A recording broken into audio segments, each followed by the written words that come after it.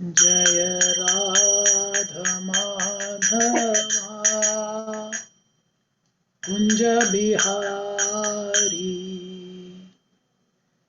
जय राधा माधवा कुंज बिहारी, जय राधा माधवा कुंज बिहारी, गोपीजन वल्लभा गिरिवरधारी, जय राधा माधवा कुंज बिहारी, गोपीजन वल्लभा गिरिवरधारी, यशोदानंदन ब्रज जन रंजन, यशोदानंदन ब्रज जन रंजन, यमुना तीरवनचारी, जय राधा माधवा कुंज बिहारी, जय राधा माधवा कुंज बिहारी, गोपीजन वल्लभा गिरिवरधारी, गोपीजन वल्लभा गिरिवरधारी, यशोदानंदन ब्रज जन रंजन, यशोदानंदन ब्रज जन रंजन, यमुना तीरवनचारी, यमुना तीरवनचारी, जय राधा माधवा कुंज बिहारी, जय राधा माधवा कुंज बिहारी। हरे कृष्णा कृष्णा कृष्णा हरे हरे, हरे राम राम राम हरे हरे, हरे कृष्णा कृष्णा कृष्णा हरे हरे, हरे राम राम राम हरे हरे, हरे कृष्णा कृष्णा कृष्णा हरे हरे, हरे Ram Ram Ram Hare Hare.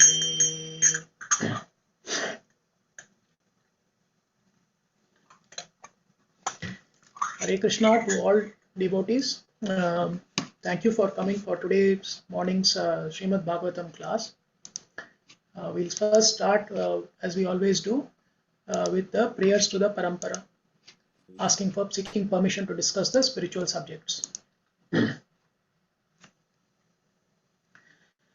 Om Jnanatimirandasya Jnananjanashalaakaya Chakshuram Unmilitam Yena Tasmai Shri Gurave Namaha. Shri Chaitanya Manobhishtam Stapitam Yena Bhutale Swayam Rupa Kadamayyam Dadati Swapadantikam Vandeham Shri Guru Shri Uta Pada Kamalam Shri Gurun Vaishnavamscha Shri Rupam Sagarjatam Sagana Raghunathan Vitam Tam Sajivam Sadvaitam Savadutam Parijana Sahitam Krishna Chaitanya Devam Shri Radha Krishna Padan Sagana Lalita Shri Vishakan Vidamscha He Krishna Karuna Sindhu Dinabandho Jagatpate Gopesha Gopika Kanta Radha Kanta Namostute Tapta Kanchana Gaurangi Radhe Vrindavaneshwari Vrishabhanu Sute Devi Pranamami Hari Priye Vancha Kalpatarubhyascha Kripa Sindhubhyeva cha Patitanam Pavanebhyo Vaishnavebhyo Namo Namah.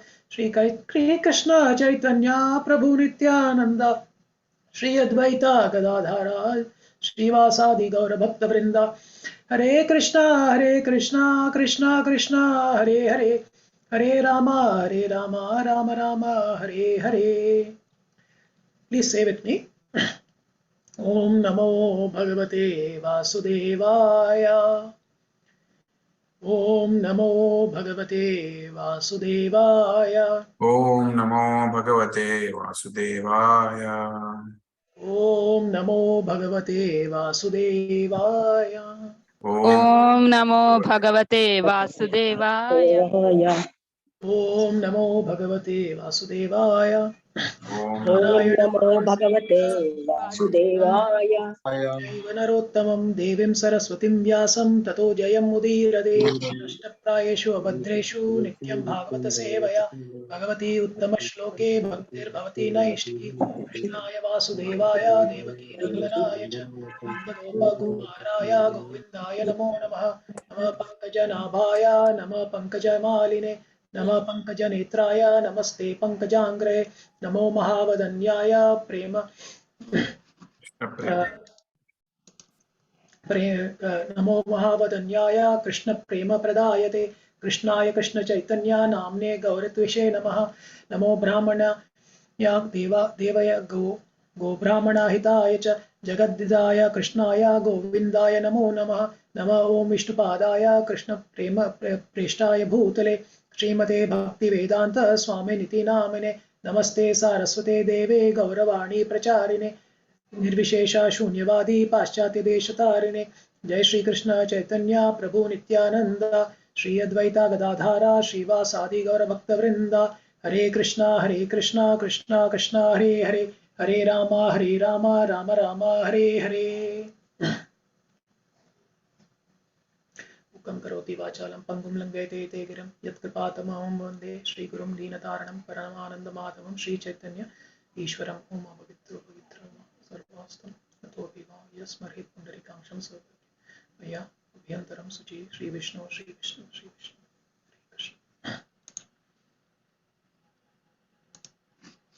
Hare Krishna. We'll now start with the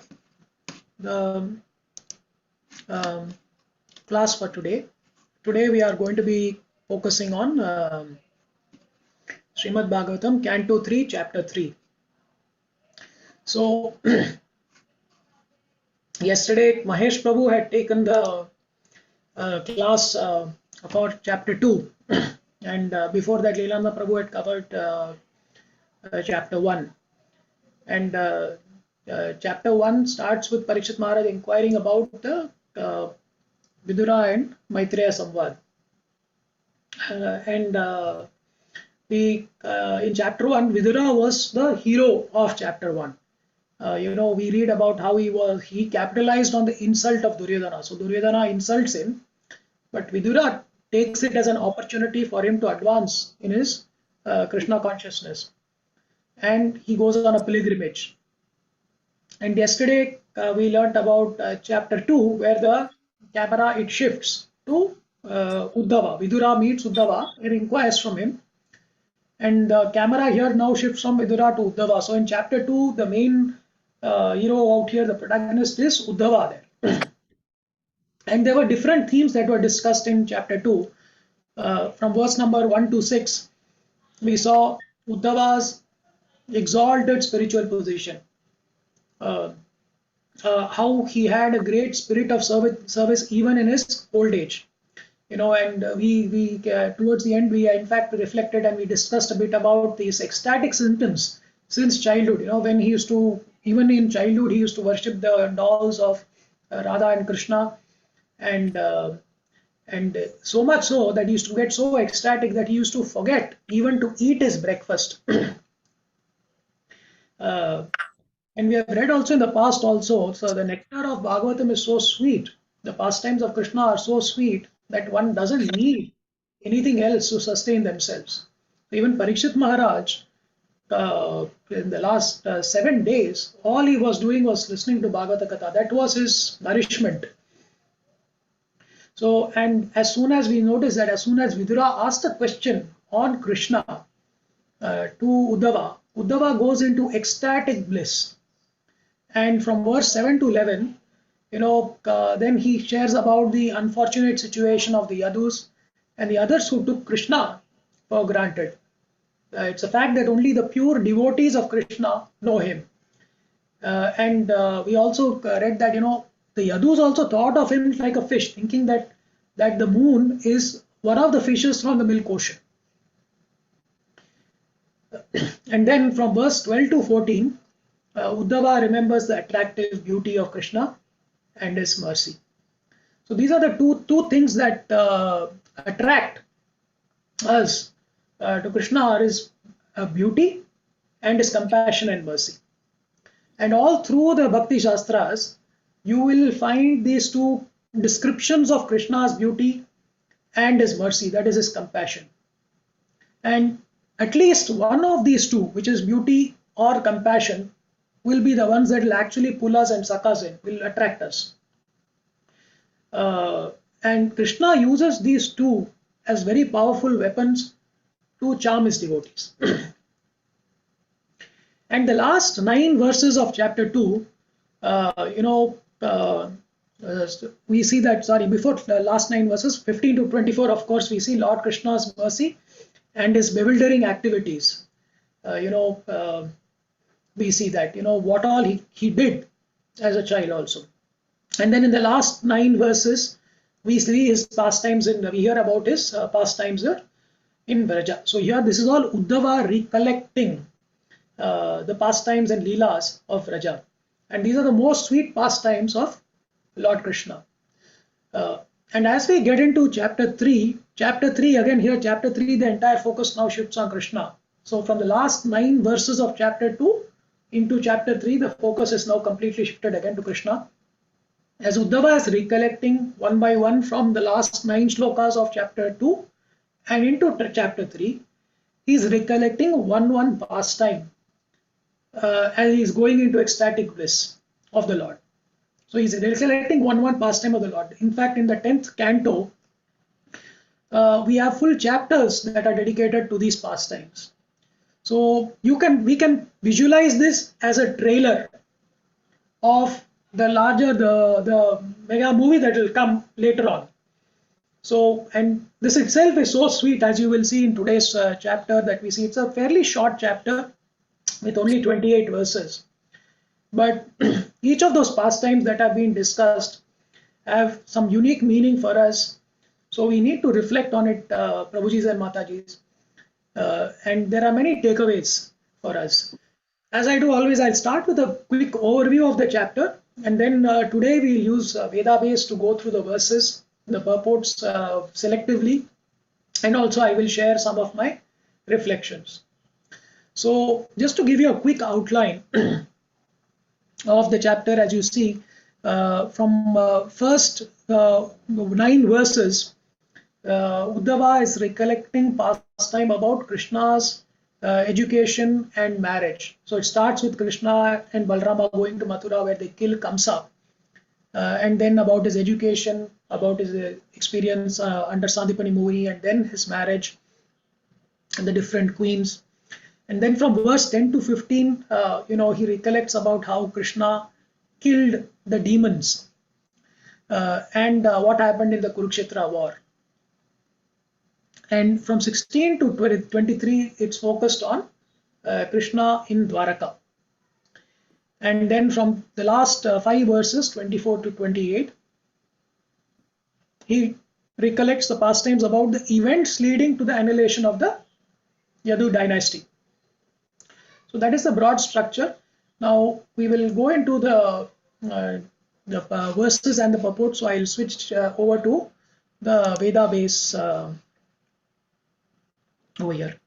So I'll read the translation and I'll read selectively. I'll read parts of the purport which I've highlighted, and then also I'll share some reflections which I have made notes from based on lectures that have been given by senior devotees like Radhesham Prabhu and Burijan Prabhu, and the Bhakti Vedanta Vidyapit lectures on Srimad Bhagavatam. So please forgive me if I miss out on anything or if I make mistakes, because I'm trying to also replicate, and share what I've heard from other senior devotees and read from the purports of Prabhupada. So text 1. Sri Uddhava said, "Thereafter Lord Krishna went to Mathura city with Sri Baladeva, and to please their parents, they dragged Kamsa, the leader of public enemies, down from his throne and killed him, pulling him along the ground with great strength. So I've highlighted one part in that translation, which is and to please their parents. So that was the primary purpose why they did it, which was to please their parents. They dragged Kamsa. We'll read a little bit on the purport from Srila Prabhupada, in which Srila Prabhupada says King Kamsa's death is only briefly described here because such pastimes are vividly and elaborately described in the 10th canto. As I said, this is more of just a trailer giving us a snapshot into that pastime in brief, and which is elaborated more in the 10th canto. Vasudeva and Devaki never thought that Krishna and Balarama would be able to kill such a strong enemy. The parents of the Lord, due to parental affection, felt extreme danger and they almost fainted. Just to convince them that they had actually killed Kamsa, Krishna and Baladeva pulled Krishna's dead body, along the ground to encourage them. Now, we say that the devotees are usually fearless in their devotion. But here it seems that the devotees are fearful. Right? Now, after all, devotees know that he is the Supreme Personality of Godhead. He is Krishna. So why fear? But here again, as you see, the devotees are fearful. So Vasudeva and Devaki are in a fearful state of mind. Where is this fear arising from? Anybody, Prabhujis and Matajis, do you want to share your thoughts on where this fear is arising from?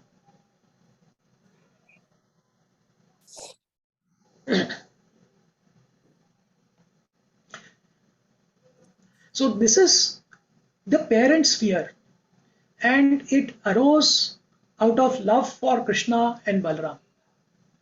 It's a transcendental fear. So the most important thing to keep in mind while studying the Bhagavatam is to see the kind of emotions that arise in the hearts of the devotees while dealing with Krishna.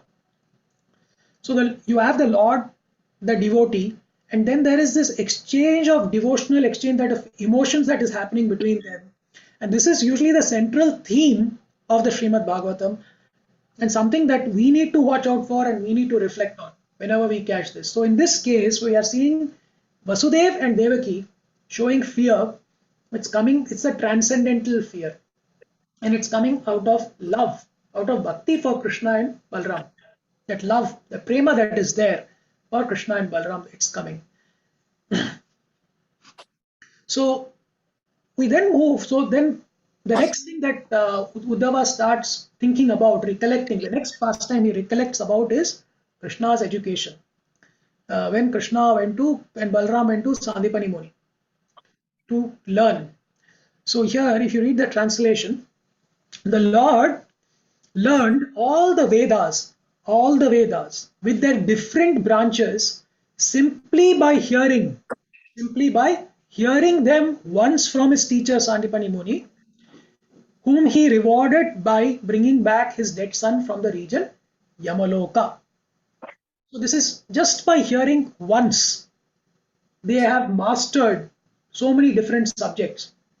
So in the purport, Srila Prabhupada writes, no one but the Supreme Lord can become well versed in all the branches of Vedic wisdom simply by hearing once from his teacher. Nor can anyone bring a dead body back to life after the soul has already gone to the region of Yamaraj. And then he also later on says, to teach by example. So why did he have to do all this? After all, he is the Supreme Personality of Godhead. Does he need to go and learn the Vedas? Does he need to go and tutor under a guru? To teach by example, that everyone must go to learn the Vedas from an authorized teacher. So that's the way we need to learn, from somebody who has heard it from an authority, and must satisfy the teacher by service and reward. He himself adopted the system. So he is leading by example. He is showing the way for all other fallen souls in this age. The Lord is not therefore, he also says, the Lord is not therefore an ingrate to anyone who renders him some sort of service. So this is another theme that comes out in this, is gratitude. The devotees of the Lord who always engage in his loving service are never to be disappointed in the progressive march of devotional service. So, as you see, there are a few things that are covered in this verse. One is the Krishna and Balram going to Sandipani Muni. There they are learning just by hearing, and they learn at once. So I was in fact referring to Bhagavatam, Canto 10, chapter 45, verse 35 and 36, wherein if you read the purport of Srila Prabhupada, there's a list that comprises of 64 subjects mastered by Lord Krishna and Lord Balrama in 64 days. 64 subjects that Lord Krishna and Balrama mastered in 64 days. That means one subject per day. And more information, he says, is found in the Krishna book, by the way. So what all did he learn? And if you just look at it, a few things like Geetam, like he's becoming a master of singing in one day. Vadyam, playing on musical instruments, not just one. All musical instruments, he has learnt it all in one day. Nrityam, learning all dance forms in one day. Natyam, drama. And it goes on, the jugglery is there, sleight of hand is there, carpentry is there, preparing wreaths is there, mixing colors. It's all splashing with water, covering a bed. 64 of these, and when I read it, I was actually amazed. I said, like, no wonder he's God. Right? In our world, they say, I was reading this book called Grit, and where they talk about, perfectionists in this modern age, and the amount of time it takes to become a master or perfect in some kind of art form or sport. And they use this exact analogy of saying that, you need at least 10,000 hours of practice. 10,000 hours is almost translating into 100 days. So 10,000 hours of practice is needed to become perfect in something. Say if you are practicing cricket, after 10,000 hours of playing cricket, then you're maybe getting into some kind of state level playing like Ranji Trophy. So that's the level, but he did it everything, all these subjects, art forms, everything, one per day. So, one means he's covering the whole gamut. So if he's covering sports, means he's covering the entire gamut of all sports in a day. So that's the kind of speed with which he was progressing. And obviously seeing this, Sandipani Muni realized that he's very special. And so then he goes back and discusses with his wife, and then he comes back, and then he asks, he says, let's ask for him to bring our son back. Now, is there any account of someone going to Yama's abode and bringing someone back? Has this ever happened? No, that's not happened. We have heard, we have heard about Satyavan and Savitri. So Radhesham Prabhu was quoting this. He said, but in that case, Savitri gets the boon from Yamaraj before Satyavan is taken away. So basically she says that she wants a son, and then when she gets the boon, then she says, how can I have a son without Satyavan? And therefore Yamaraj leaves Satyavan and goes. He doesn't take Satyavan. But in this case, the child has been taken away to Yamaloka, and someone has to go to Yamaloka and bring him back. And for that, there's this beautiful verse that is there. It's a very, very important verse that was emphasized by Radhesham Prabhu, and he recited it. I'm going to request all of you also to request you to recite it, and then I'll read the translation. Sri Bhagavan Uvacha Sri Bhagavan Uvacha Guru Putram Ihanitam Guruputram ihanitam Nija Karma Nibandhanam Nijakarma nibandhanam Anayasva Maharaja Anayasva Maharaja Machasana Puraskritaha. Machasana Purakritaha. Translation: the Supreme Personality of Godhead said, suffering the bondage of his past activity, my spiritual master's son was brought here to you. O great king, obey my command and bring this boy to me without delay. So this is the authority with which Krishna has gone there. He goes to Yamaloka and he blows the conch shell, and then Yamaraj comes out. And then he orders Yamaraj, and he says that Maharaj, this boy has come here due to the bondage of his past activity. So his prarabdha karma, please bring him out. and I want to take him. So then I believe Yamaraj asks Krishna, he says, what about his Prarabdha karma? What happens to it? He says, no, I am cancelling it. So Srila Rupa Goswami, while describing the 64 qualities of Krishna, I think he says that one of them is that he's Bhakta Prarabdha Vidvamsa. That one quality is that he destroys the Prarabdha karma. And even in the Bhagavad Gita in 18.66, Sarvadharmam Parityajya, we hear, Aham Tvam Sarvapapyebhyo Mokshayishyami Ma Suchaha. So I will take away all your past sinful reactions and liberate you. And so Srila Vishwanath Chakravarti Thakur, I believe, writes that when Yama asks why should his account be cancelled, Krishna replies, as I said, he replies in third person to himself. He says in third person to himself because he is the son of Krishna's Guru. So that is the benefit of association also. When we are associating with pure devotees and with other spiritually advanced people, we also benefit. So coming back to the verse itself, the other part of the purport, why did the Lord accept a guru? And as I said, it was to teach by example. That's what Prabhupada has written in the purport. So Lord himself is a great teacher. So he has instructed to Brahma, etc. But we need to keep in mind also that the Lord also loves to become a disciple. So we have seen, like for example, Rama takes Vishwamitra as a guru. And Chaitanya Mahaprabhu also, he becomes a disciple of Ishwarapuri. So what is the message for us is that we should not hesitate to become a student. We should have responsibility to learn.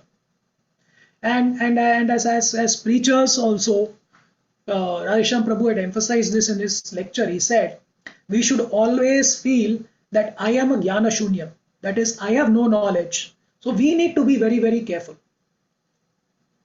The third point that was emphasized in this particular verse is gratitude. Right? In terms of how Krishna, he says, the Lord is therefore never an ingrate to anyone who renders him some sort of service. And here the Guru has rendered the service of imparting knowledge to him. So, but there are other many examples also wherein we have seen that the Lord reciprocates with those who offer even the most small amount of service. We've seen it with Sudama, with Kubja, the squirrel. Draupadi's example is also there when, Draupadi is sitting with Krishna and Krishna is, I think, cutting fruits and he cuts his finger. And Draupadi, without hesitation, takes the sari, tears it and ties Krishna's finger. Without thinking about, that her sari is getting torn or the cost of the sari or the beauty of the sari. Her immediate reaction was to tie Krishna's finger so that it does not bleed. And didn't Krishna reciprocate? Right? And he reciprocated in so much. He gave so much of sari back to Draupadi that even Dushasana, he fainted. He couldn't imagine that it was there. So these are some of the wonderful pastimes that are linked itself, that come directly from this verse and that we should be meditating on when we are reading this verse and Bhagavatam. We'll move to text 3. Now the shifting gradually, the scene, the focus is now shifting to his marriage and his queens. So in text 3 we see how Lord Krishna kidnapped Princess Rukmini.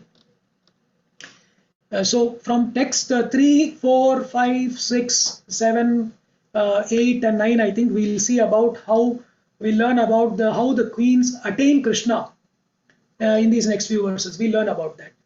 So text 3, attracted by the beauty and fortune of Rukmini, the daughter of Bhishmaka, many great princes and kings assembled to marry her. But Lord Krishna, stepping over the other hopeful candidates, carried her away as his own share, as Garuda carried away nectar. So, I just highlighted one point over here is that Krishna, all of a sudden he comes swept over from the scene. So all of a sudden he comes and swept over Rukmini from the scene, stepping over the heads of all the princes there, just as Garuda carried away the nectar from the hands of demons. And this incident, of course, is discussed more in more detail in the 10th canto. In text 4, we learn about how the Lord won over Princess Nagnijiti by subduing 7 bulls, also killed or wounded the competitors. So the translation: by subduing 7 bulls whose noses were not pierced, they are not bridled yet, the Lord achieved the hand of Princess Nagnijiti in the open competition to select her bridegroom. Although the Lord was victorious, his competitors asked the hand of the princess, and thus there was a fight. Well equipped with weapons, the Lord killed or wounded all of them, but he himself was not hurt. So some of the questions that are important things that come here are, why did Krishna agree to bridle the bulls? Right? Why did he agree to do that? And this was to encourage the sweetness of the pastime. This is Prabhupada has extensively discussed this pastime in chapter 58 of the Krishna's book, wherein and he has explained exactly what happens out here. So I will read from this particular book. So I've highlighted specific sections, and I'll read only those highlighted sections out. Sometimes Satya was called Nagnijiti. That's her name. Satya was her actual name, for she was the daughter of King Nagnijit. King Nagnijit wanted to give the hand of his daughter to any prince who could defeat 7 very strong, stalwart bulls maintained by him. No one in the princely order could defeat the 7 bulls, and therefore no one could claim the hand of Satya. The 7 bulls were very strong, and they could hardly bear even the smell of any prince. When it became known to the king of Koshala that Krishna had come to ask the hand of his daughter, he was very much pleased, and with great respect and pomp he welcomed Krishna to the kingdom. When Krishna approached him, he offered the Lord a suitable sitting place and articles for reception. Everything appeared very elegant. Krishna also offered him respectful obeisances, thinking him to be his future father-in-law.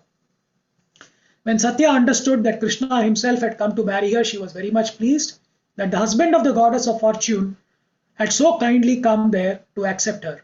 For a long time she had cherished the idea of marrying Krishna and was following the principles of austerities to obtain her husband. So you see how when Krishna comes in, how he is behaving with the elders, but also about Satya, that even before that she has been observing austerities with a desire to marry Krishna. So Krishna, he thinks that since he has come here, he's not going to be asked to fight the bulls. He says, "My dear King Nagnajit, you know very well that anyone in the princely order who is regular in his position will never ask anything from anyone, however exalted he may be. I am asking you for the hand of your beautiful daughter just to establish our relationship in return for your great reception of me. You may also be pleased to be informed that in our family tradition there is no scope for our offering anything in exchange for accepting your daughter. We cannot pay any price you may impose for delivering her." In other words, Krishna wanted the hand of Satya from the king without fulfilling the condition of defeating the 7 bulls. Now, after hearing the statement of Lord Krishna, King Nagnajit said, "My dear Lord, you are the reservoir of all pleasure, all opulences, and all qualities. The goddess of fortune, Lakshmiji, always lives on your chest. Under these circumstances, who can be a better husband for my daughter? Both my daughter and I have always prayed for this opportunity. You are the chief of the Yadu dynasty. You may kindly know that from the very beginning, I have made a vow to marry my daughter to a suitable candidate. one who can come out victorious in the test I have devised. I have imposed this test just to understand the prowess and position of my intended son-in-law. You, Lord Krishna, are the chief of all heroes. I am sure you will be able to do this. You will be able to bring these 7 bulls under control without any difficulty. Until now, they have never been subdued by any prince. Anyone who attempted to bring them under control has simply had his limbs broken. So King Nagarjit continued his request, Krishna, if you kindly bridle the 7 bulls and bring them under control, then undoubtedly you will be selected as the desired husband of my daughter, Satya. After hearing the statement, Krishna could understand that the king did not want to break his vow. So Krishna understood the king had made a vow, he doesn't want to break the vow. It's not that he's being stubborn there. Thus, in order to fulfill his desire, he tightened his belt and prepared to fight with the bulls. He immediately divided himself into 7 Krishnas. So for each bull, he expanded himself into 1 Krishna. And each one of them immediately caught hold of the bull and bridled his notes immediately. It was done in a fraction of seconds, thus bringing it under control as if it were a plaything. Now, it's very significant why Krishna divided himself also into 7. So Krishna dividing himself into 7 is very significant, Prabhupada says. It was known to Satya that Krishna had already married many other wives before this. But still, she was attached to Krishna. In order to encourage her, Krishna immediately expanded himself into 7. The purport is that Krishna is one, but he has unlimited forms of expansions. He married many thousands of wives, but this does not mean that while he was with one wife, the others were bereft of his association. Krishna could associate with each and every wife by his expansions. So beautiful purport that's written in this chapter. Please take your time to read this. And I wanted to actually read this because I found it was so nice to just read it. You know, when you're reading this, actually, as I said, this is just a trailer into the pastimes that get discussed later. Each and every of these leelas, these pastimes are so sweet about this.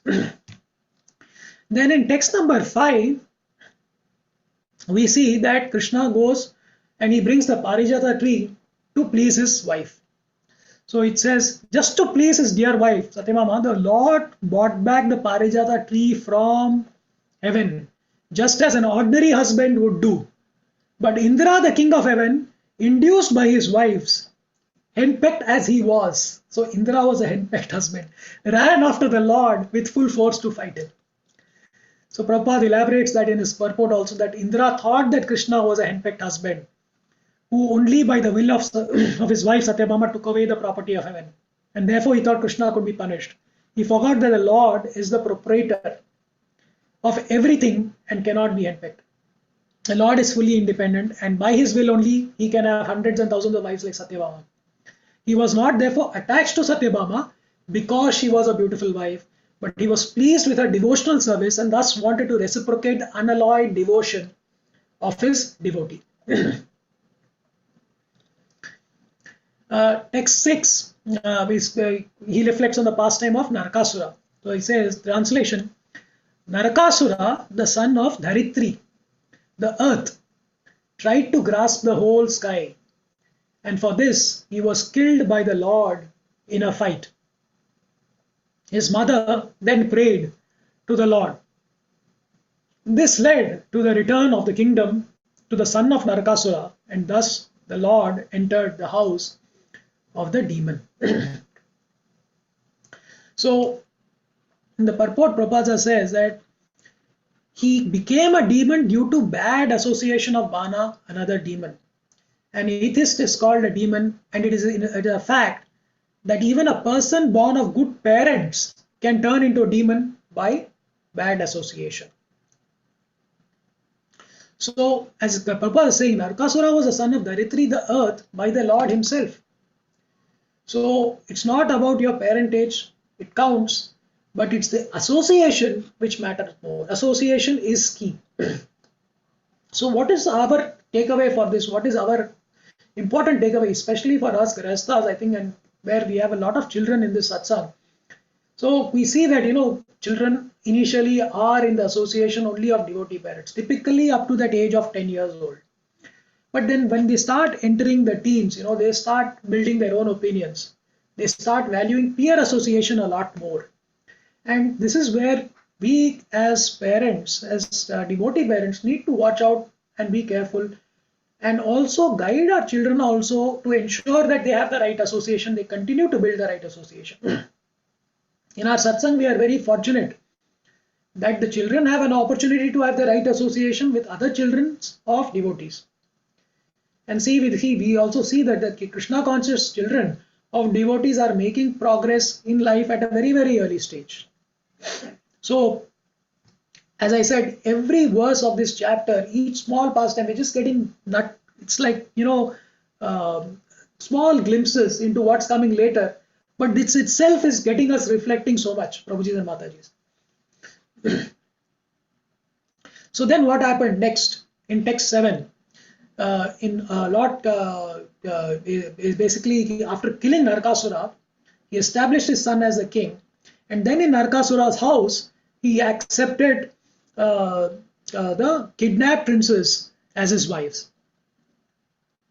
So there in the house of the demon, all the princesses kidnapped by Narakasura at once became alert upon seeing the Lord, the friend of the distressed.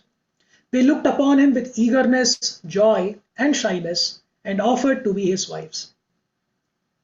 So, I just highlighted one part in this, says that the princes were enlivened with joy and offered to become his wives because the Lord is the only friend of the distressed. So, we know about the story, and when Krishna comes, they go down and then they tell the Lord that, nobody will accept us. You need to accept us. And then Krishna accepts all the princesses to be his wives. So one of the beauty of all these marriages that are being discussed out here, and one of the things that we are seeing across each of these verses, is the Lord's extraordinary prowess becomes evident.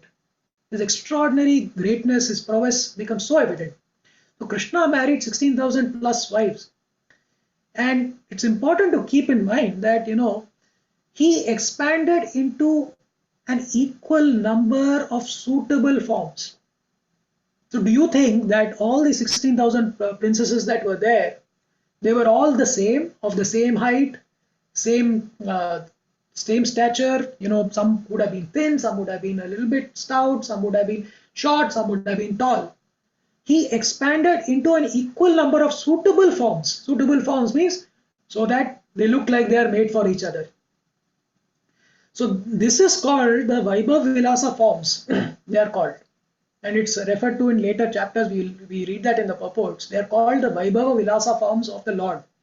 So for example, for a short wife, Krishna became short, and so on.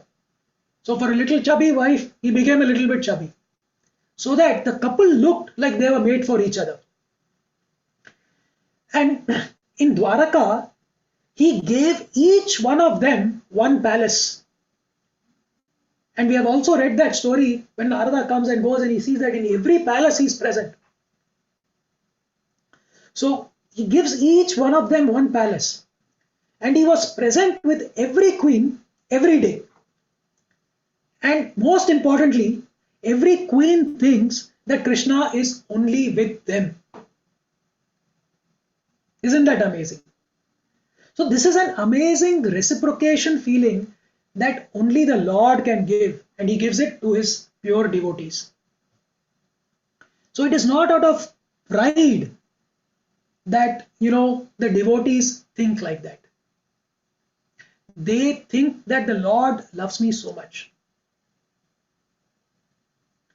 So, and similar also, we see that this similar feeling was also there when Krishna used to sit with the cowherd boys. They used to sit in this circle and they used to eat prasad. And each and every cowherd boy used to get a feeling that Krishna was right in front of me and was eating prasad. We are sharing it together. Similarly was a rasa also of the experience in the rasa dance, where every gopi thought that Krishna is only with me. And we have heard about how Krishna expands himself, each one Krishna between two gopis. So now you contrast this transcendental glory, this transcendental pastime, with some of the stories that we hear in the modern world. We have heard about Mughal kings who married 160 queens, etc. and that these Mughal kings would go and meet each of the queen 2 times a year. But for what? For their own convenience and sense gratification. So these kind of what we are discussing here are vibhutis. These are the opulences of the Lord. And I think we need to, I am awestruck, and I think each one of you also is already relishing it on how magnificent are the Lord's opulences. By hearing about the Lord's opulence, our affection for Him will increase.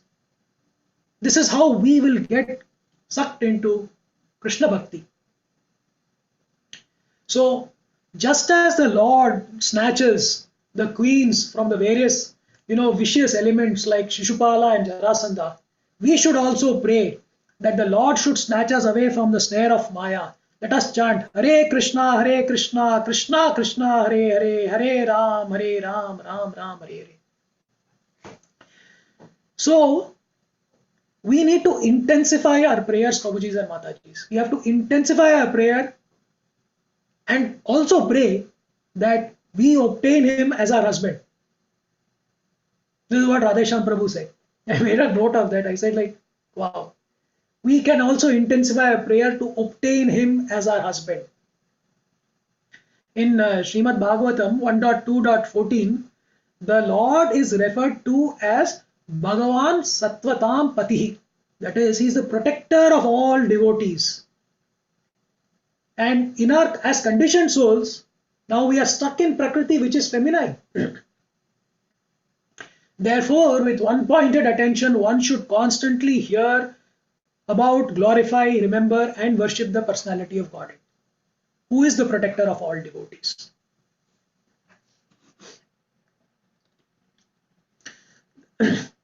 So, in text number 8, we read about how all those princes were lodged in different apartments. I told, each of them got a different palace, and the Lord simultaneously assumed different bodily expansions exactly matching each and every princess, suitable forms, what I mentioned.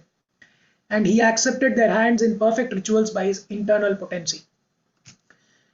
And Prabhupada writes, as I said, by His internal potency, the Lord can expand Himself into various personalities of Swayam Prakasha and again into Prabhava and Vaibhava forms. And all of them are non-different from one another.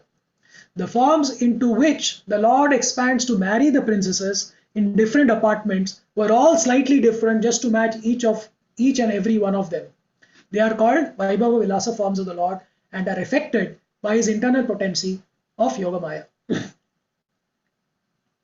Then in text 9, we read about how He begot 10 offspring from each princess. So this also gives us a view of how the Yadu dynasty expanded, how big the Yadu dynasty was. So just to expand Himself according to His transcendental features, the Lord begot in each and every one of them 10 offspring with exactly His qualities. Now we move to the next section of verse 10 to 15, where we will discuss about Krishna killing of demons and the Kurukshetra war. So these pastimes are again recollected by Uddhava. So in text 10, we read about how Lord shares the glories with His pure devotees by allowing them to kill Kalayavana and Jarasandha. So text 10 we read, Kalayavana, the king of Magadha and Salva, attacked the city of Mathura. But when the city was encircled by their soldiers, the Lord refrained from killing them personally, just to show the power of His own men.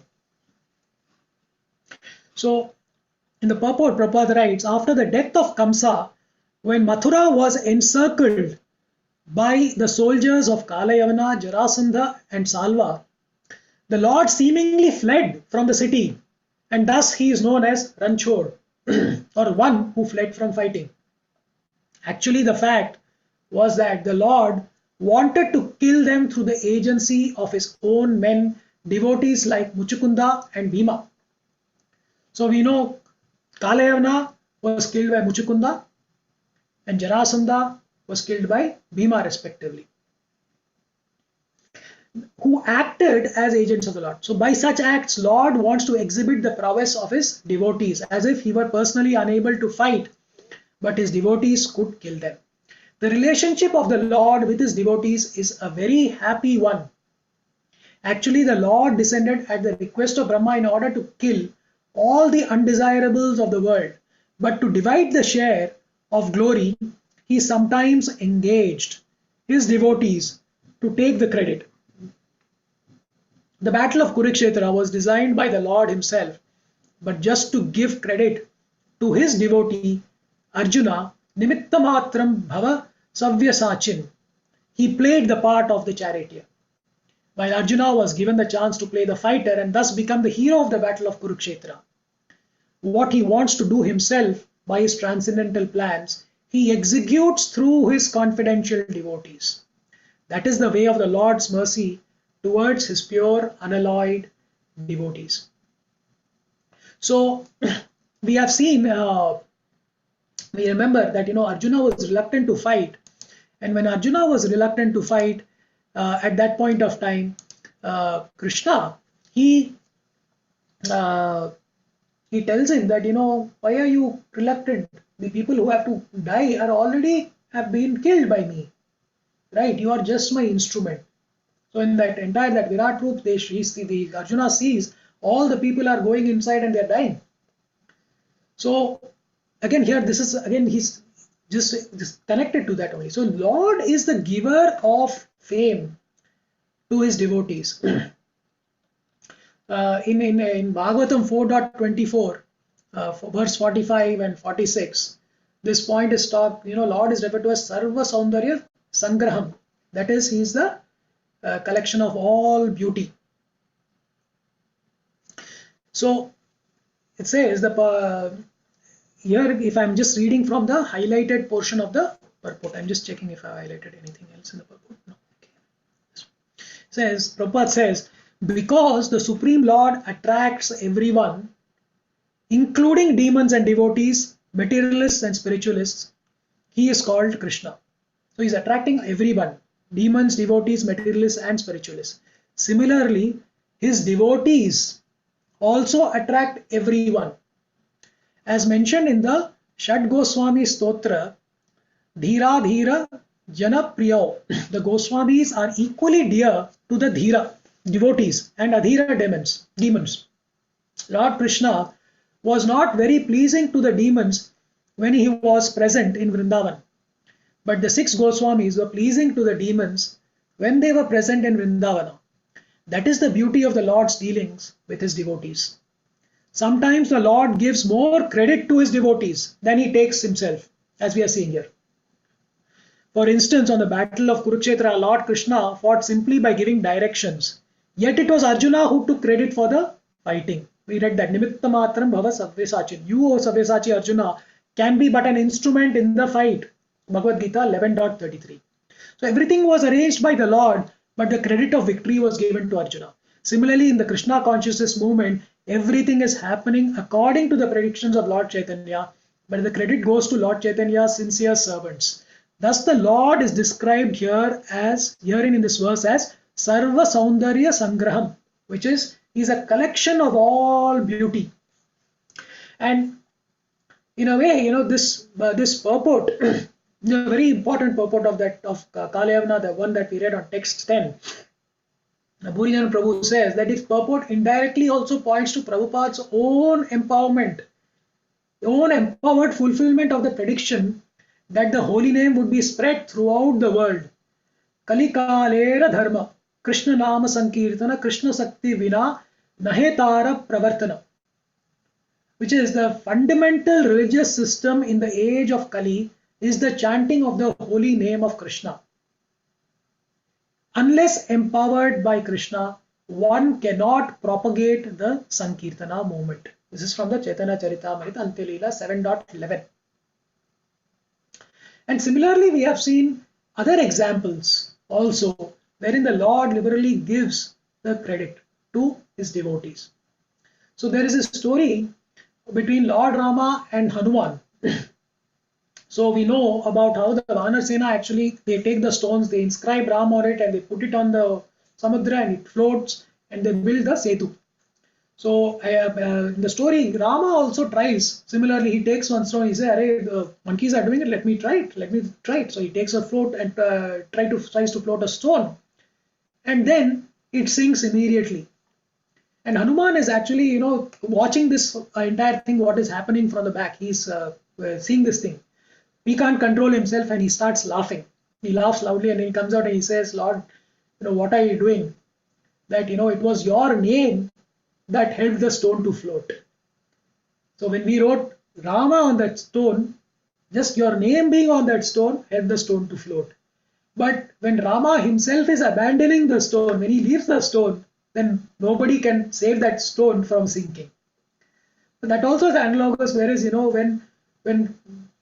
when we keep the Lord's name with us, we stand a chance to float. That was my takeaway in that. So let's keep the Lord's name with us. And Radhesham Prabhu also, I thought I should mention this. He shared a very nice bhajan, which goes like, "Jis sagar ko bina setu ke lang sake na Ram, कूद गए हनुमान उसी को लेकर राम का नाम, राम से बड़ा राम का नाम, अंत में निकला ये परिणाम." So that's the power of the holy name, Prabhuji's and Mataji's. And there's another story also of Chaitanya Mahaprabhu. He used to chant around more than 2 lakh names, but he made Haridas Thakura chant 3 lakh names, and he gave him the name of Namacharya. Similarly, Chaitanya Mahaprabhu gave us only 8 verses of Shikshashtaka. He wrote only the 8 verses. But he gave Rupa Goswami all the credit to write all the other bhakti literatures. So this is a repeated theme we see in the scriptures, wherein the Lord wants to give that fame to his devotees. We'll continue now, reaching the midpoint of the chapter now. So in text number 11, he recollects, he says, "Of kings like Sambara, Dvivada, Bana, Mura, Balvala and many other demons such as Dantavakra, some he killed himself and some he caused to be killed by others." Sri Baladeva. So this is again about how he killed other demons. We'll continue. Text number 12. "Then, O Vidura, the Lord caused all the kings, both the enemies and those on the side of your fighting nephews, to be killed in the battle of Kurukshetra. All those kings were so great and strong that the earth seemed to shake as they have traversed the battlefield, the warfield." So we are very familiar with this story about how on both the sides, Pandavas and Kauravas, almost everyone died. So there were only a few Kauravas who survived, as Mahesh Prabhu elaborated yesterday, few Pandavas who lived, who survived that. Everybody else. But this was already orchestrated by the Lord when he tells Arjuna that all these people you are seeing have already been killed by me.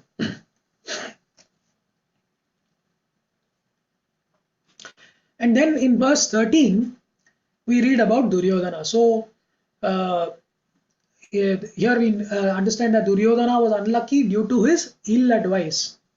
And that, when he lay on the ground, actually Lord was not happy about it. So the verse reads, "Duryodhana was bereft of his fortune and duration of life because of the intricacy of ill advice given by Karna, Dushasana, Saubala. When he lay on the ground with his followers, his thighs broken, although he was powerful, the Lord was not happy to see the scene." So in the purport, Prabhupada writes, "The Lord is constrained to award punishment upon the wrongdoer, but he is not happy to award such punishments because the living entities are originally his parts and parcels. He is harder than the thunderbolt for the wrongdoer and softer than the rose for the faithful. The wrongdoer is misled by bad associates and by ill advice, which is against the established principles of the Lord's order, and thus he becomes subject to punishment. The surest path to happiness is to live by the principles laid down by the Lord and not disobey his established laws, which are enacted in the Vedas and the Puranas for the forgetful living entities. So, Lord is not happy when other living entities are suffering because they are originally his parts and parcels. So, similarly also we see that Vaishnavas, we say, are all paradukka dukki. When the other person is unhappy, it impacts us also.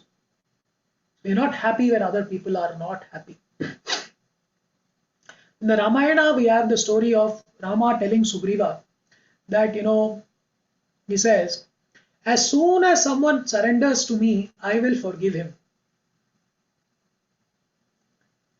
And he says he will forgive Ravana too. Vibhishana is forgiven, and he says that he will make him Lankapati. He says he will forgive Ravana too if he surrenders to him. And this shows that the Lord does not take any offense for any of the crimes that are getting committed. For a person like Ravana, for all what he did for kidnapping Sita, he says that I will forgive him. So then Sugriva asks Lord Ram, he says that if Ravana surrenders to you, then what will he be? He cannot be Lankapati because you're making somebody else Lankapati. And he says, I will make him the king of Ayodhya. So that is the generosity of the Lord. How compassionate he is. Again, you are seeing the compassion, the mercy that the Lord is showing. They're saying that I will make him the king of Ayodhya. So this shows that Prabhuji and Mataji, that he has never closed his doors, even to the demons. So there is some hope for us, I think, because demons also they not close. So Radheshyam Prabhu was telling that even after killing the demons, they go back to the Brahma Jyoti. So all the people who got killed in that Kurukshetra war or killed by Lord Rama, they all went to the Brahma Jyoti. But yes, they have a chance to fall back. And I believe, in fact, even during the battle in Lanka, Rama gives Ravana one chance, even during the battle. On one day when Ravana is so badly he is hurt, he just needed one more arrow from Lord Ram and Ravana would have been killed. But Lord Rama tells Ravana, he says, go back today and come back tomorrow. And he wants him to come back with a changed heart. But Ravana, being Ravana, didn't come back with a changed heart. He came back with the same heart and he was killed. So bottom line, Prabhuji and Mataji, is that even if the demons have this chance to go back, the doors are always open even for the demons. I took it as we all have a chance to go back to Godhead. And most importantly, in this life, let's not lose this opportunity to go back to Godhead. We should not waste our lives. We should make the most of the time we have. Every day we are getting closer, one tick at a tick, that seconds are ticking. And when you look at the clock, the seconds are ticking means on the other side, your life is reducing by that 1 second you're losing. So let's not waste that opportunity. We need to find the time. For all the children also who might be listening, is that we need to find the time for Krishna consciousness. And let's not waste. We don't get a human life. After many millions of lifetimes, we have been blessed to be getting a human life. Blessed to be born in good families. Blessed to have good association. And if we now squander it away, then only we will have to be blamed. We cannot blame God for that. So let's make the most of it and let's try to get onto that plane or train or whatever it is to go back to God. Now come to the midpoint of this. I think I'm doing okay on time, so continue at the same pace. We'll try to end by the next thing around 45 minutes. So text 14.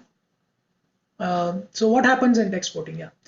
So in text 14 and 15, Krishna will be talking. So Uddhava is reflecting about how Krishna considered the Yadu dynasty burden on earth and then he plants this quarrel amongst the Yadu dynasty. So we are all aware, we've heard about the story about how, the Yadu dynasty comes to an end and what happens there.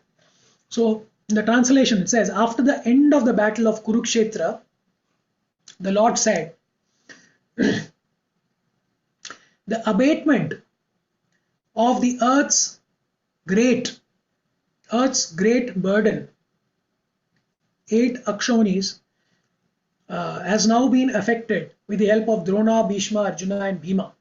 But what is this? There is still the great strength of the Yadu dynasty born of myself, which may be a more unbearable burden. So what does Krishna mean here when he refers to unbearable burden? Right? So there are different, a couple of explanations that are there for it. In the purport itself, Prabhupada has mentioned that therefore, although there may be a great increase in population on the surface of the earth, if the people are exactly in line with God consciousness and are not miscreants, such a burden on the earth is a source of pleasure for her. There are 2 kinds of burdens. There is the burden of the beast and the burden of love. The burden of the beast is unbearable for Mother Earth, but the burden of love is a source of pleasure. Srila Vishwanath Chakravarti Thakur, he describes it in a different way. He says the burden of love, very practically, he describes it very practically for us. He says it's the burden of the husband on the young wife, the burden of the child on the lap of the mother, and the burden of wealth on the businessman, although actually burdens from the viewpoint of heaviness are sources of pleasure. And in the absence of such burdensome objects, one may feel the burden of separation. So when we don't have the money, we feel that burden of separation. Right?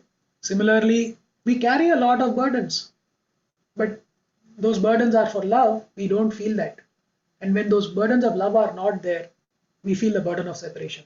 And this burden of separation, he says, which is heavier to bear than the actual burden of love. So when Lord Krishna referred to the burden of the Yadu dynasty on the earth, he referred to something different than the burden of the beast, which Mother Earth does not want. So he says the large number of family members were a great source of pleasure for the earth. When the Lord referred to them in connection with the burden of the earth, he had in mind their imminent disappearance. So when the Lord goes back, his entourage, paraphernalia, all of them associates, they follow suit.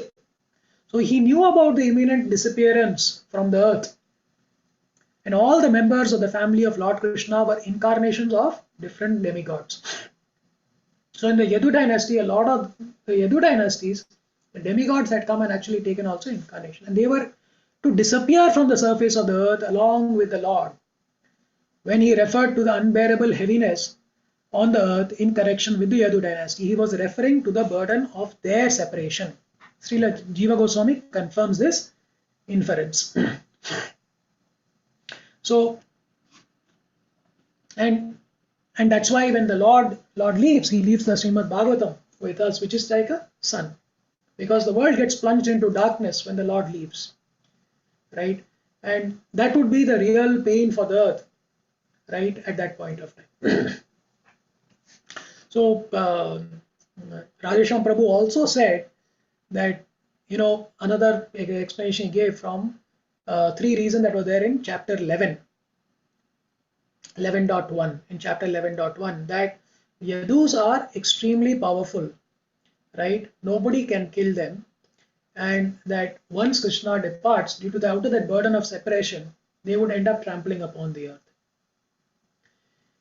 They have come from demigod planets, and due to mundane vision, they are inimical to Krishna, and thus they need to go back to their respective abodes. So, when we go to next text of text 15, we'll read that and then we'll reflect a little bit more. So what happens then?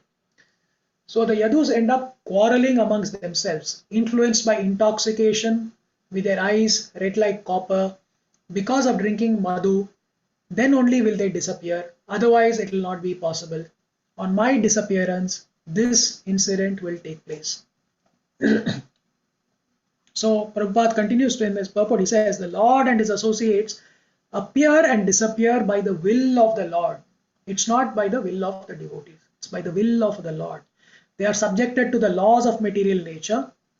No one was able to kill the family of the Lord, nor was there any possibility of their natural death by the laws of the nature. The only means, therefore, for their disappearance was the make show of a fight amongst themselves, as if brawling in intoxication due to drinking. That so-called fighting would also take place by the will of the Lord.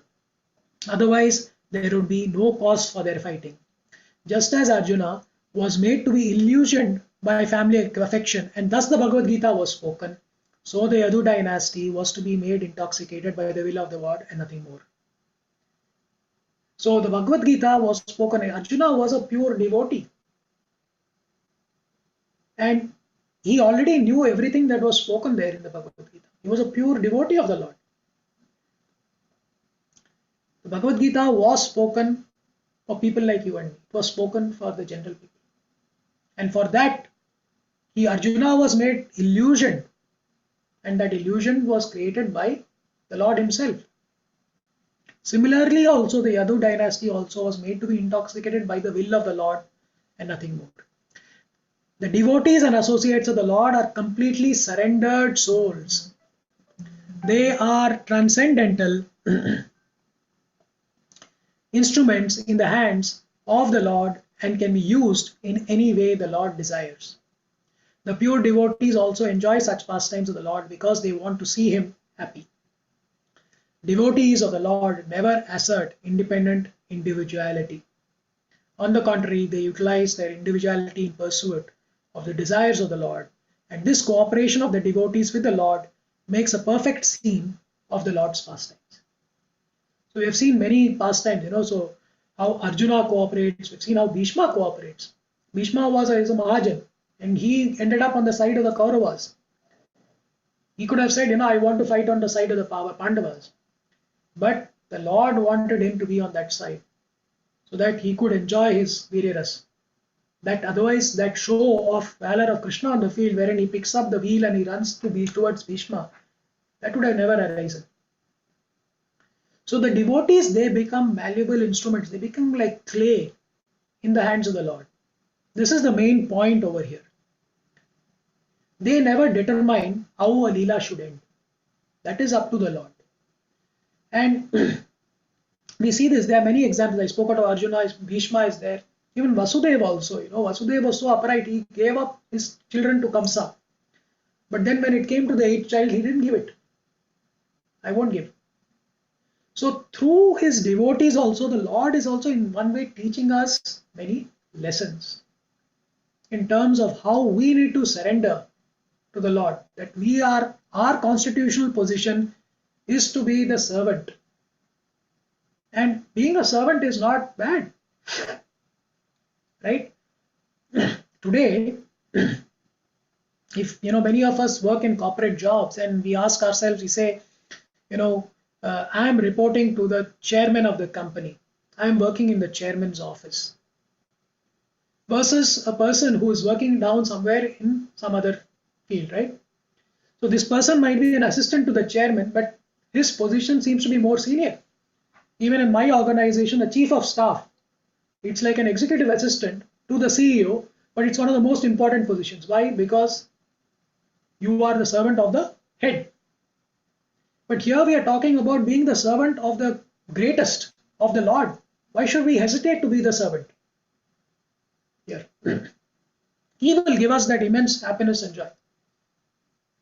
So, and here we are seeing how his pure devotees, they enjoy such pastimes of the Lord. How they become malleable instruments in the hand of the Lord, and they enjoy those pastimes of the Lord. Now the scene shifts to Dwaraka, and we look at from text 16 to text 23, we'll look at Krishna in Dwaraka. We'll move through these verses a bit quickly. So In text 16, we read about how Lord Krishna, Sri Krishna, thus thinking to himself, established Maharaja Yudhishthira in the position of supreme control of the world in order to show the ideal administration of the path of piety. In text 17, he talks about how he protected the embryo of Uttara, that is Parikshit Maharaj. The embryo of Puru's descendant begotten by the great hero Abhimanyu in the womb of Uttara, his wife, was burnt by the weapon of the son of Drona, but later he was again protected by the Lord. So the embryonic body of Parikshit was burned by the Brahmastra of Ashwatthama, but a second body was given by the Lord within the womb, and thus the descendant of Puru was saved. So Parikshit Maharaj had already got a second body, and if that is coming from the Lord, it's a transcendental body already that he has got. This incident is the direct proof that the body and the living entity, the spiritual spark, are different. Ordinarily, living entity and by the superior,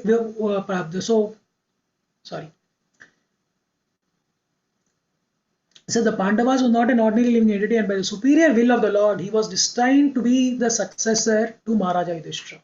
So Parikshit Maharaj was not an ordinary living entity, and it was by the will of the Lord he was destined to be the successor to Maharaja Yudhishthira. And by his own internal potency, he entered into the womb of Uttara by his plenary portion, just to give audience to the would-be Maharaja Parikshit. And Parikshit Maharaj sees him there, and then later on he's still searching. Who is this person? Text 18, we see about how Krishna induced Yudhishthira to perform 3 horse sacrifices. So the Supreme Lord induced the son of Dharma to perform 3 horse sacrifices. And Maharaja Yudhishthira, constantly following Krishna, the personality of Godhead, protected and enjoyed the earth, assisted by his younger brothers. The purport Prabhupada writes, Maharaja Yudhishthira was the ideal monarchical representative on the earth because he was a constant follower of the Supreme Lord Sri Krishna. So I think a very important point here is that he was ideal monarchical representative because he was a constant follower of the Supreme Lord. And Maharaja Yudhishthira was installed on the throne of the earth as a representative of the Lord. The king is always expected to be the representative of the Lord. When I read this line, I just immediately recollected a scene from a movie where, there's a king, and the king says, I don't answer to anybody, but I only answer to the Lord. So king is also answerable to God, right? And he is expected, more importantly, the king is always expected to be the representative of the Lord. Text 19, I'll read the verse here. Bhagavan api vishvatma lokaveda pathanugaha kaman sisheva dvarvatyam asaktaha sankyam astitaha. Translation. Simultaneously, the personality of Godhead enjoyed life in the city of Dwaraka, strictly in conformity with the Vedic customs of society. He was situated in detachment and knowledge as enunciated by the Sankhya philosophy. So here Prabhupada talks about the mission of life. He says, although Lord Sri Krishna is the supreme emperor of the entire creation, while he was on the earth, he never violated the principles of the Vedic injunctions because they are the guide for human life. And we have seen that through those different leelas we discussing about how he's setting the examples. And he writes about attaining of knowledge and detachment as described in the Sankhya philosophy. He says knowledge means to know that the mission of human life, form of life, is to end all the miseries of material existence, and that in spite of having to fulfill the bodily necessities in a regulated way, one must be detached from such animal life. Fulfilling the demands of the body is animal life, and fulfilling the mission of the spirit soul is the human mission. So what is the mission of human life? No more material world, no more material body, and no more miseries. That should be the mission of our lives. I'll continue with the next verse, text 20. He was there in his transcendental body, the residence of the goddess of fortune, with his usual gentle and sweetly smiling face, his nectarian words, and his flawless character. So, before I read the purport, you might also think this contradicts the earlier verse where we talk about detachment. No more material world, no more material body, no more miseries. But now in this word, we talk about he was there in his transcendental body, the residence of the goddess of fortune, with his usual gentle and sweetly smiling face, his nectarian words, and his flawless character. So in the previous verse, Prabhupada writes, he says, in the previous verse, it is described that Lord Krishna, being situated in the truths of Sankhya philosophy, is detached from all kinds of matter.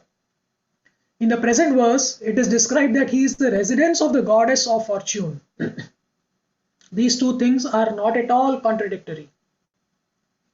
Lord Krishna is detached from the variegatedness of the inferior nature, but he is in eternal blissful enjoyment of the spiritual nature or his internal potency. Important point. That's why in the verse it says, he was there in his transcendental body. So, Lord Krishna is detached from the variegatedness of the inferior nature, but he is eternally blissful enjoyment of the spiritual nature of his internal potency. Negation of the variegatedness of the inferior energy does not necessitate negation of the positive transcendental bliss of the spiritual world. Therefore, the Lord's gentleness, his smile, his character, and everything related to him are all transcendental. Such manifestations of the internal potency are the reality of which the material shadow is only a temporary representation from which everyone with proper knowledge must be detached. I repeat, such manifestations of the internal potency are the reality of which the material shadow is only a temporary manifestation from which everyone with proper knowledge must be detached. So we get detached from the material shadow. So we know that before the Lord ascended to the spiritual world, he was sitting in the Prabhasa Kshetra with his back to the Ashwatha tree, the banyan tree.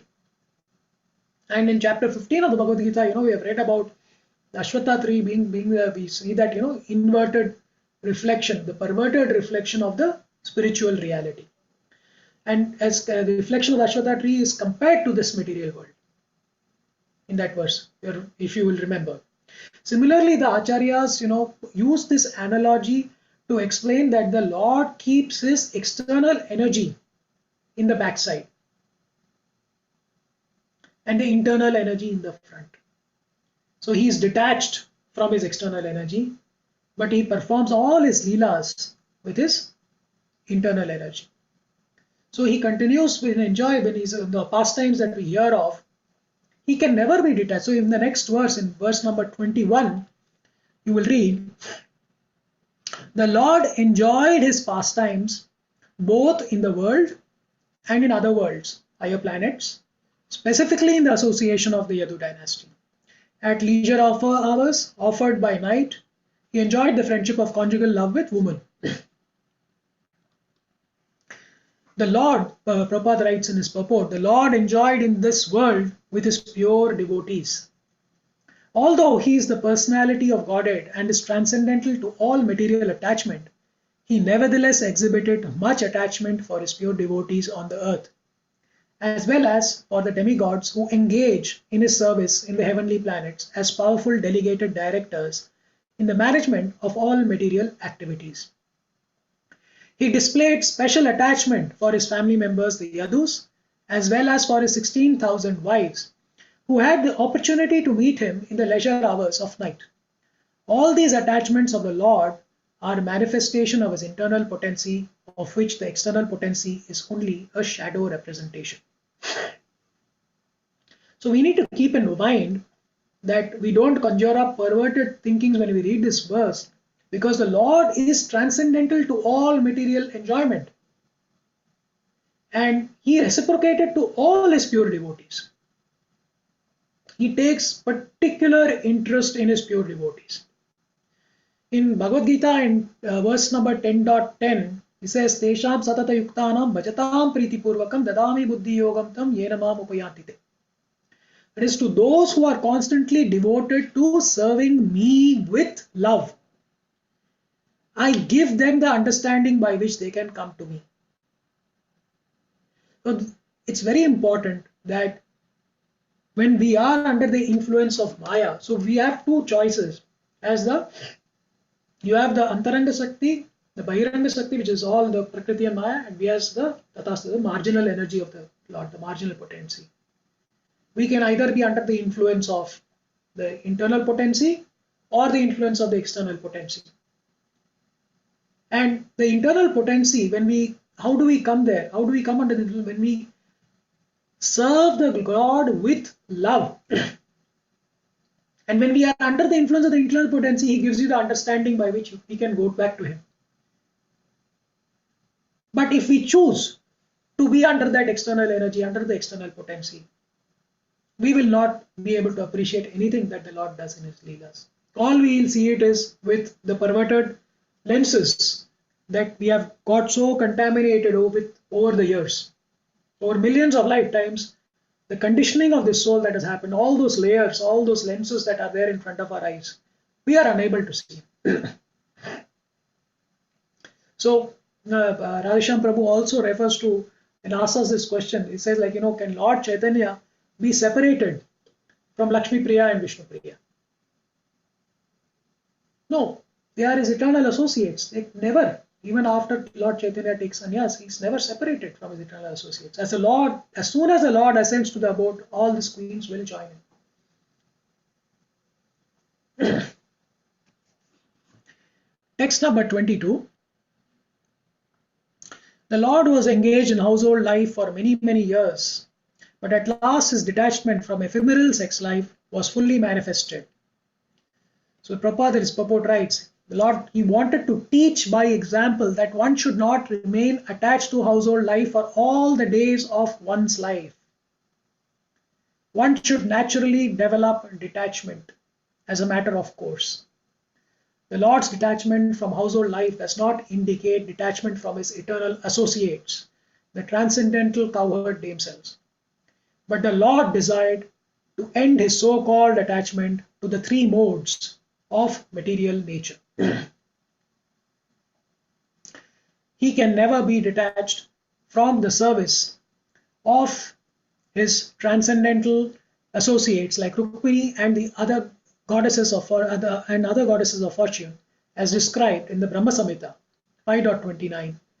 Lakshmi Sahasra Sata Sabrahma Sevyamanam. Continue to verse number 23.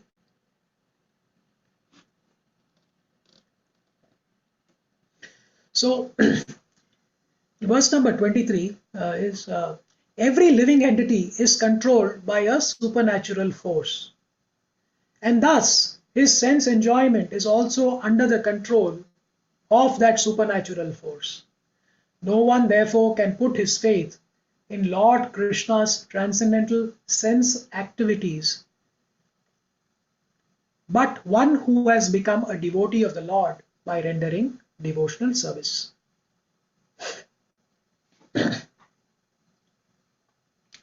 So, in the purport, Prabhupada writes here that no one is independent in obtaining sense enjoyment, and everyone is in this material world is after sense enjoyment.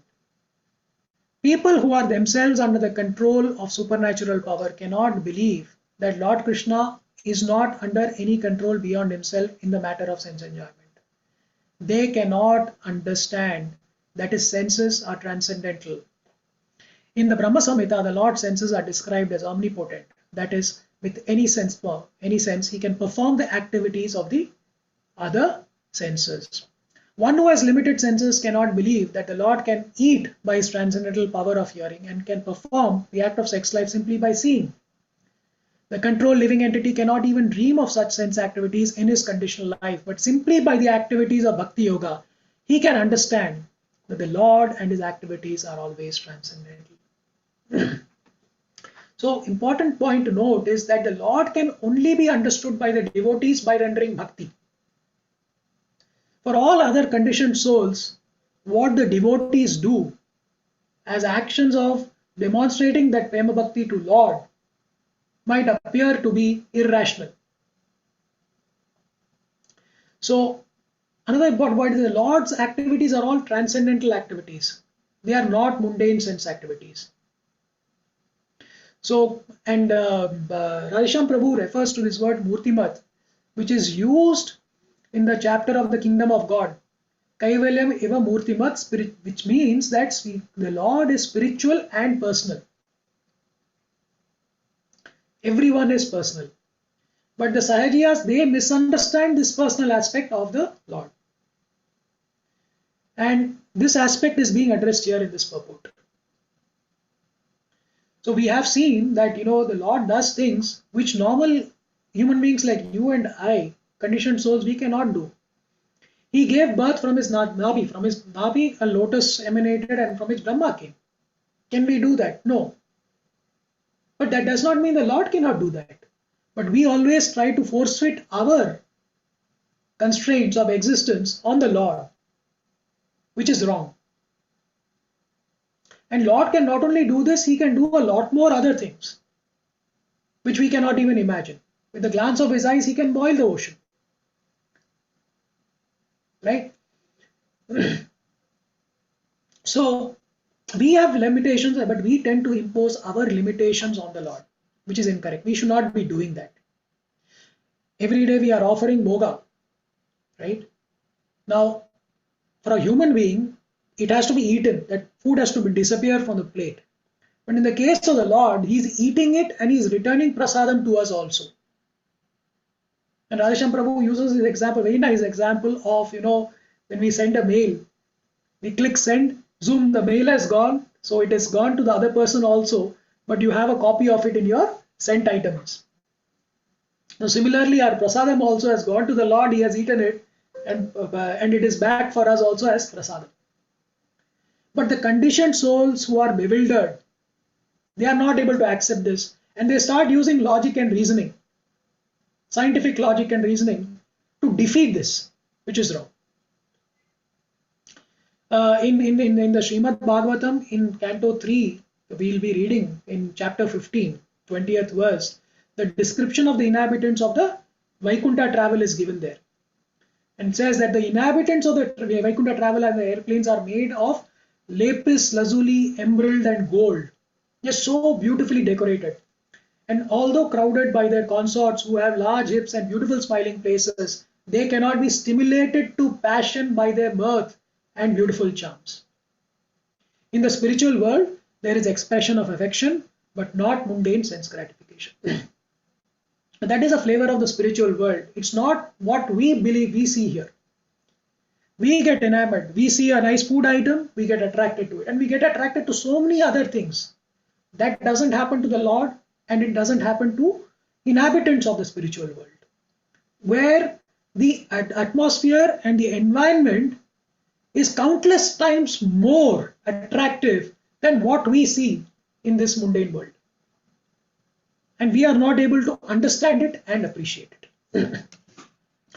Now we move to the last section from verse 24 to 28, wherein we will discuss about the events that lead to the annihilation of the Yadus, and we'll conclude the chapter. I'll try to finish on time in another 11 minutes. So, verse number 24. Once upon a time, the great sages were made angry by the sporting activities of the princely descendants of the Yadu and Bhoja dynasties, and thus, as desired by the Lord, the sages cursed them. important, desired by the Lord, the sages curse them. So we are aware of the story, I'll dwell upon it a bit, but Prabhupada says the associates of the Lord who are playing the part of princely descendants of Yadu and Bhoja dynasties were not ordinary living entities. It is not possible that they could offend any saintly man or sage, nor could the sages, who are all pure devotees of the Lord, be influenced to anger by any of the sporting activities of the princes born in the holy dynasties of Yadu or Bhoja, wherein the Lord himself appeared as a descendant. The cursing of the princes by the sages was another transcendental pastime of the Lord to make a show of anger. The princes were cursed in order that one may know that even the transcendental one may know that even the descendants of the Lord, who could never be vanquished by any act of material nature, were subjected to the reactions of anger by great devotees of the Lord. That's the power of the devotee. And therefore one should take great attention and care not to commit an offense at the feet of the devotee of the Lord. So we have seen examples where exalted devotees seem to be doing something wrong. Like, Parikshit Maharaj is putting a dead snake on the meditating sage. So, but there are lessons for us, and whenever an exalted devotee of the Lord seems to be doing something like this, we should understand the intrinsic lessons that are there for us. So in this example, for example, when Parikshit Maharaj puts this dead snake on the sage, there are two lessons, right? So we have, which is the will of the Lord, and then the other one is that, we should refrain our anger. We should not get angry as devotees.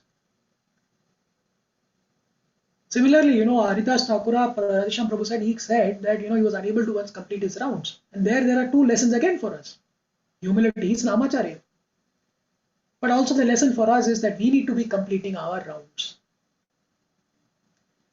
And most importantly, that Prabhupada writes in the last line of the purport, saying one should therefore take great care and attention not to commit an offense at the feet of a devotee of a Lord.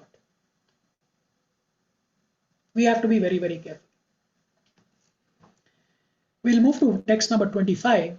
So then a few months passed, and then bewildered by Krishna, all the descendants of Vrishni, Bhoja and Andhaka, who were incarnations of demigods, went to Prabhasa, while those who were eternal devotees of the Lord did not leave but remained in Dwaraka. So again the Lord is again in action. He bewildered the Yadus who went to Prabhasa. But his eternal devotees, they didn't go to Prabhasa. They remained in Dwaraka. So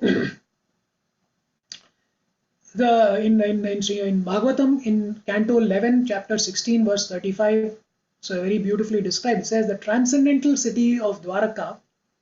I don't know whether I've got it here. Just 1 minute. How do I minimize this?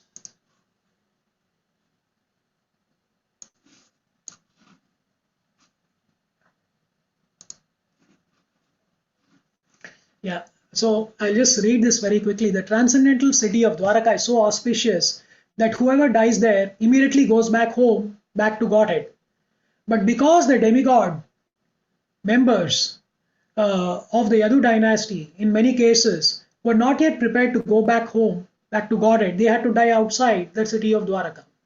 Thus Lord Krishna, pretending to be an ordinary living being, said, "We are all in danger. Let us all immediately go to Prabhasa." In this way, by his Yoga Maya, Krishna bewildered such demigod members of the Yadu dynasty and led them away to the holy place of Prabhasa. Since Dwaraka is Paramamangala, the most auspicious place, not even an imitation of inauspiciousness can take place there. Actually, Lord Krishna's pastimes of removing the Yadu dynasty is ultimately auspicious. But since it outwardly appeared inauspicious, it could not take place in Dwaraka. Therefore, Lord Krishna led the Yadus away from Dwaraka.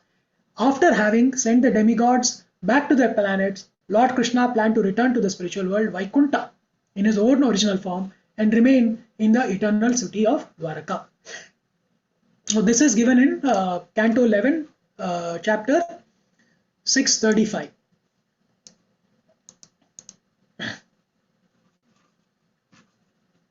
There was something else also that I have kept here for reading. I'll come back to this. I'll go to verse number 26. So, in verse 26, we read that after arriving there, all of them took bath, and with the water of this place of pilgrimage, they offered their respects to forefathers, demigods, and great sages, and thus satisfied them. They gave cows to the Brahmanas in royal charity. So, out of the sadhana devotees, there are mixed and pure devotees. The mixed devotees are sometimes enthusiastic about fruitive activities and are habituated to philosophical speculation. The pure devotees are free from all these mixtures and are completely absorbed in the service of the Lord, regardless of how and where they are situated. Pure devotees of the Lord are not enthusiastic to put aside their service to the Lord in order to go visit holy places of pilgrimage. A great devotee of the Lord in modern times, Sri Narottam Das Thakura, has sung like this: to visit holy places of pilgrimage is another bewilderment of mind, because devotional service to the Lord at any place is the last word in spiritual perfection. For pure devotees of the Lord who are completely satisfied with the transcendental loving service of the Lord, there is hardly any necessity to visit the various places of pilgrimage. But those who are not so advanced have the prescribed duties of visiting pilgrimage sites and regularly performing rituals. So, important point for us that is that when we go on pilgrimage, we should complete the purpose of the pilgrimage like the Yadus are doing out here. So, going on pilgrimage is not for sightseeing. And Rahisham Prabhu was referring to Prabhupada's one of his commentaries wherein he says that he went with his devotees to Vrindavan on a trip. And there one day in the morning, the devotees were not there. And when he asked, they said that some of them had gone here, gone to see Radha Kund, some of them had gone shopping, etc. and all that. But Prabhupada was not pleased by that, because the main purpose of their coming there was to take association of sadhus and do something else, not for doing that, what they did. So that purpose of pilgrimage needs to be fulfilled, and that is something that's lesson for us, is that we need to keep that in mind when we go on pilgrimage, what we should do. And here, the Yadus did all the dharma that one is supposed to be done on a pilgrimage at Prabhasa. That was the consciousness of the Yadus. Moving to the second last verse. So the Brahmanas were not only given well-fed cows in charity, but also gold coins, bedding, clothing, animal skin seeds, blankets, horses, elephants, girls, and sufficient land for maintenance. And Prabhupada in his purport, he writes, he says, all these charities were meant for the Brahmanas, whose lives were devoted entirely to the welfare of society, both spiritually and materially. The Brahmanas were not giving their service as paid servants, but the society provided them with all necessities. It was arranged for some of the Brahmanas who were in difficulty for marriage to be given girls. The Brahmanas therefore had no economic problems. The Kshatriya kings and rich mercantile men would provide them with all that they needed.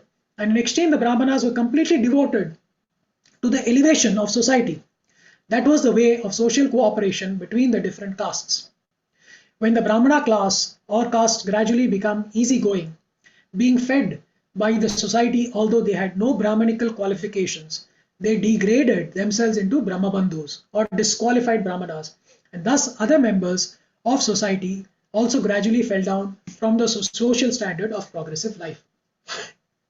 So, what is the lesson for us in this verse, Prabhuji and Mataji, is that, when the Brahmanas get relaxed and get easygoing, then the people who give charity, the Kshatriyas, the charity givers, begin to doubt and they don't donate. And we see that that is evident in today's world, wherein we are reluctant to donate to particular causes or to Brahmanas who come, right? Because our trust has been taken away by some actions of a few people. They say, a few rotten apples can spoil a dozen, one rotten apple, and that's what has happened. So now, if the Brahmanas get relaxed and easygoing, the charity is not given. So what happens if the charity is not given? Then the people who are supposed to give charity, they begin to save money. And what happens if they begin to save money? Then they start to accumulate money, and when that accumulation happens, these people, they indulge in sense gratification. And that sense gratification, it leads to degradation. It's a vicious circle. And in today's world, that's why we also see that the good Brahmanas are not getting charity. And what do? They give up and they take alternative vocations. They become doctors, engineers, and that is leading to the collapse of society, collapse of Varnashrama. So I believe my great grandfather was a temple priest, right? And then over a period of time, that degradation has happened. Today we are all far away. We've all become Brahmabandhus maybe, or will not even that, more degraded than that. So Prabhupada has started, when he started in ISKCON, he started with the first goal was to find Brahmana, he said. Why? Because it's important to find the head of the society. Once that problem is fixed, then the other Varnas are automatically strengthened. Last verse, I'm just 1 minute over time, I'll finish up, I'll wrap this up quickly. Thereafter, they offered the Brahmanas highly delicious foodstuffs, first offered to the personality of Godhead, Prasadam, and offered their respectful obeisances by touching their heads to the ground. They lived perfectly by protecting the cows and the Brahmanas. So, Prabhupada writes, the perfection of human life is attained by following 3 principles of civilization, which is, one is protecting of cows, maintaining the Brahmanical culture, and above all, becoming a pure devotee of the Lord. Radheshyam Prabhu has given an easy way to remember this. He says A, B, C, D, which is become a pure devotee of the Lord, which is the absolute truth. A is for absolute truth. B is for Brahmanas, that is maintaining the Brahmanical culture. C is for protecting the cow. And he also says D, which is respecting the demigods. So keep that in mind, A, B, C, D. The perfection of human life is to be elevated to the spiritual world where there is no birth, no death, no disease, and no old age. That is the highest perfection of aim of human life. Without this aim, any amount of material advancement in so-called comforts can only bring the defeat of the human form of life.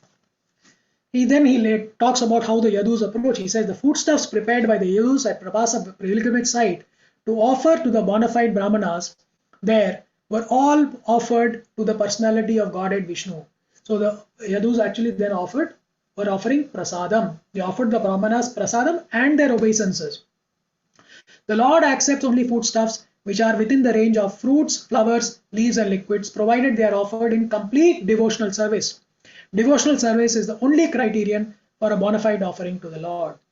The whole incident was a warning to all concerned that no one should behave lightly with Brahmanas and Vaishnavas. I won't get into the story of how Samba puts the pillow and then they ask them to tell whether the child is going to be a boy or a girl, and the sages curse and say it will be an iron rod, and that's how the iron rod is thrown into the Ugrasen asks the iron rod to be thrown into the sea. It comes back, and then there the powder it forms into the iron sticks, and when they go to Prabhashetra and they're intoxicated by the madhu, which is the fermented rice water, they end up beating each other and killing themselves. So, but that was a story.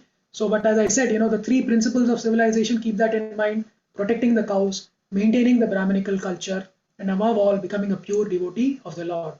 Remember A, B, C, D. With that, we end the 3rd canto, 3rd chapter of the Srimad Bhagavatam, entitled The Lord's Pastimes out of Vrindavana. Hare Krishna, and Prabhuji and Mataji, sorry for slight delay. I'm 4 minutes over time, but any mistakes or anything, if I've offended anyone, please forgive me for that. I am Jnana Shunyam, as Radheshyam Prabhu said. I am Jnana Shunyam, and I'm also trying here, and I've taken most of my, whatever I've presented today is from Radheshyam Prabhu's lecture. So any other questions or any comments that you have, please, we can take a few questions if you want. I'll stop sharing my screen. Hare Krishna.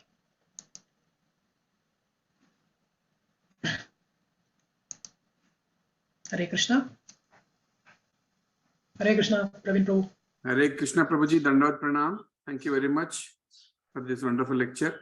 one thing that struck me is there is a sloka in the beginning when Lord Krishna studies in Sandipini Ashram, that the number of subjects they studied, and it has mention of metallurgy.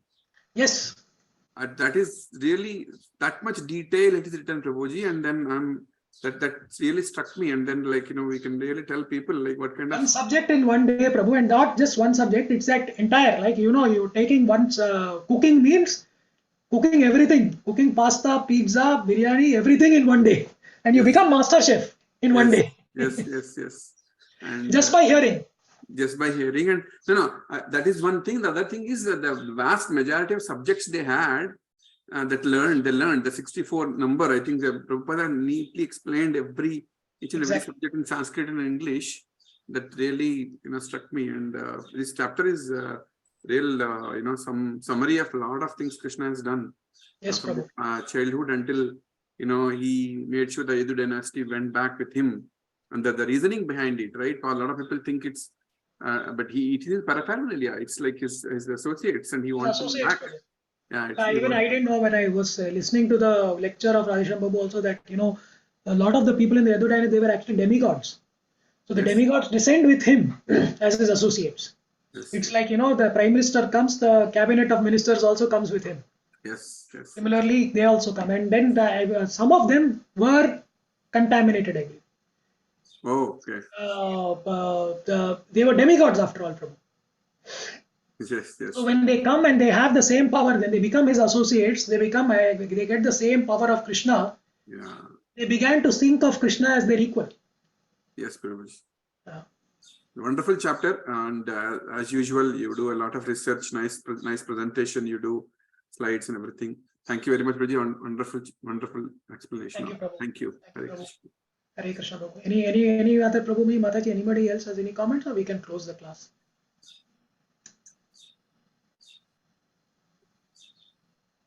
Thank you, Prabhu. Thank you, Giriraj Prabhu. Thank you so much. Okay, Prabhu, we can close the class. Thank you. Vanchakalptarabhyascha krupasindabhya cha patitanam pavanebhyo Vaishnavebhyo namo namah Ananta Koti Vaishnav Vrinda ki jai. Srila Prabhupada ki jai. Granth Srimad Bhagavatam ki jai. Hari Bol. Hare Krishna. Dandavat. Dandavat Pranam, Prabhu. Thank you, Prabhuji.